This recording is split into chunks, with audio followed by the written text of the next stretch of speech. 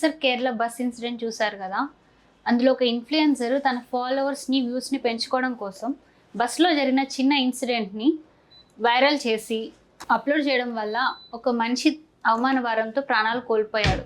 మనం చూసినట్టయితే వాళ్ళ పేరెంట్స్ ఏజ్ పర్సన్స్లా ఉన్నారు. వాళ్ళకు ఒక్కడే కొడుకు ఉండడం వల్ల తన మీద ఆధారపడి బతుకుతున్న వాళ్ళ పేరెంట్స్ని పోషించేది ఎవరు? ఇప్పుడు జనరల్గా ఈ ఇన్సిడెంట్ ఏం జరిగింది అంటే, ఒక అమ్మాయి రెగ్యులర్గా ట్రావెల్ చేస్తూ ఉంటుంది. ఆమె ఇన్ఫ్లుయెన్సర్, యాక్చువల్గా వార్డ్ మెంబర్ నుంచి ఇన్ఫ్లుయెన్సర్గా మారింది.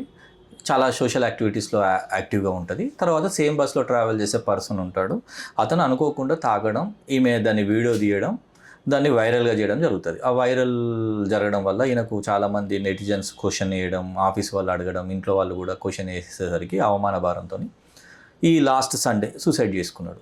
సో ఇక్కడ విషయం ఏం జరిగింది అంటే, ఒక అఫెన్స్ జరిగినప్పుడు అమ్మాయి రికార్డ్ చేయడం అనేది ఎవిడెన్స్ కిందికి వస్తుంది. ఆమెకి నిజంగా ఇబ్బంది జరిగినప్పుడు ఆమె ఏం చేయనుండే అంటే, పోలీస్ స్టేషన్కి వెళ్ళి కంప్లైంట్ ఇవ్వడమో, షీ టీమ్కి ఇవ్వడమో, 100కి డయల్ చేయడమో చేస్తే 100% ఆమెకు న్యాయం జరిగే అవకాశం ఉంటుంది.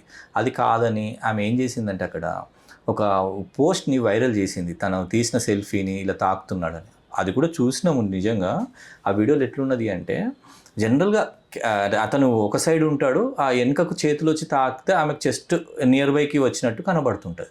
సో ఓకే, అఫెన్స్ జరిగిందనే మాట్లాడుకుందాం. ఒకవేళ అఫెన్స్ జరిగినప్పుడు ఆమెకు తీసిన ఎవిడెన్స్ ఉంటుంది కదా, సెల్ఫీ ఉంది కదా, పోస్ట్ చేసే బదులు ఆమె పోలీస్ స్టేషన్లో కంప్లైంట్ ఇవ్వచ్చు. అది వద్దని ఆన్లైన్లో పెట్టడం, అది వైరల్గా మారడం, అవమాన భారంతో ఆయన చనిపోవడం. ఇప్పుడు ఓల్డ్ ఏజ్ పేరెంట్స్ ఉన్నారు, ఇప్పుడు వాళ్ళను చూసుకోవాల్సిన పిల్లాడు చనిపోయినాడు. సో ఇక్కడ జరిగింది ఏంటి అంటే, అఫెన్స్ జరిగినప్పుడు కంప్లైంట్ ఇవ్వాలి. రెండో అంశం, ఒకవేళ నిజంగానే ఆమెకు అవమానం జరిగినప్పుడు, అబ్యూజ్ అయినప్పుడు, వీడియో వైరల్ చేసేటప్పుడు జనరల్గా ఎవరైనా ఏం చేస్తారండి, ఆ ఫేస్ని బ్లర్ చేస్తారు. ఇక్కడ మనకి ఏం కనబడుతుంది అంటే, ఆ ఇన్ఫ్లుయెన్సర్ తన వ్యూస్ పెంచుకోవడానికో, తనకు ఫాలోవర్స్ పెంచుకోవడానికో ఒక వైరల్ చేసి పెట్టింది. సో దీన్ని జెండర్ బయాస్ చేస్తున్నారు. సో మన సమాజం ఎట్టిపోతుంది అంటారు ఇప్పుడు మీరు? ఈ మొత్తం ఎపిసోడ్ని చాలామంది ఎలా చూస్తున్నారు అంటే, సొసైటీలో కొందరేమో అమ్మాయి సైడ్, కొందరేమో అబ్బాయి సైడ్ వెళ్ళిపోయినారు. ఇక్కడ జెండర్ బయాస్ అంటున్నారు. ఒకవేళ అమ్మాయికి నిజంగా అబ్యూజ్ అయితే చాలామంది అమ్మాయిలు ఇలా గట్టిగా మాట్లాడుతున్నారు.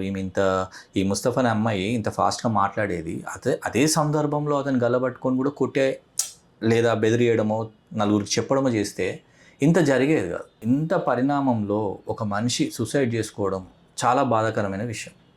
ఆమెకు నిజంగా ఇబ్బంది అయినట్టు ఉండేది ఉంటే ఆమె పోలీసులకు వెళ్ళొచ్చు, లేదా అక్కడే క్వశ్చన్ చేయొచ్చు, ఎందుకంటే ఎవిడెన్స్ ఉన్నది. ఇటువంటి సందర్భంలో తను ఇంకొక వీడియో కూడా రిలీజ్ చేస్తుంది, ఇట్లాంటి వాళ్ళకి ఇలాంటి పనిష్మెంట్ కరెక్ట్ అని చేసింది. సో ఇక నేను చెప్పదలుచుకున్నది ఏంటి అంటే, నిజంగా ఇబ్బంది జరిగినప్పుడు అఫెన్స్ అనేది జరిగితే అది చాలా చిన్న అఫెన్స్.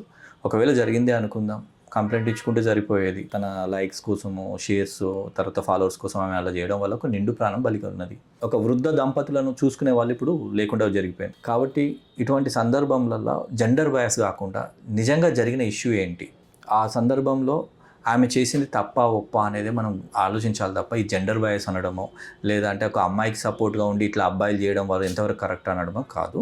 నిజంగా జరిగినట్టు ఉండేది ఉంటే పోలీసులు ఏం చేస్తారండి, ఫస్ట్ పిలిపిస్తారు, ఎవిడెన్స్ ఉంది, కౌన్సిలింగ్ ఇస్తారు, ఫస్ట్ వార్నింగ్ ఇస్తారు, లేదు అంటే కేసు పెడతారు కదా.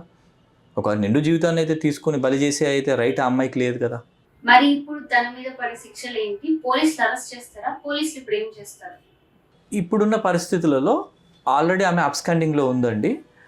పోలీసులు BNS సెక్షన్ 108 ప్రకారము అబెట్మెంట్ టు సూసైడ్, అంటే సూసైడ్ చేసుకోవడానికి గల కారణాలు ఏ విధంగా ప్రేరేపించింది అనే సెక్షన్ల కింద ఆమె మీద కేసు పెట్టినారు. ఆమె అబ్స్కాండింగ్లో ఉంది యాజ్ పర్ ద న్యూస్. రెండోది ఏంటంటే, ఆమె బెయిల్ కూడా పిటిషన్ వేసుకున్నట్టు సమాచారం ఉంది మన దగ్గర. సో ఆమె చేసింది ఎటువంటిది అనేది అక్కడ కనబడుతుంది కాబట్టి ఆమె మీద కేసు పెట్టినారు. అటువంటి ఇష్యూలలో అబెట్మెంట్ ఆఫ్ సూసైడ్ కింద కేసు బుక్ చేసినారు. ఆమెను అరెస్ట్ చేసే అవకాశాలు 100% ఉన్నాయి. ఒకవేళ ఆమె చేయంగా అతను చనిపోయాడని ప్రూవ్ అయితే కంపల్సరీ ఆమెకు శిక్ష పడే అవకాశాలు ఉంటాయి. Thank you sir.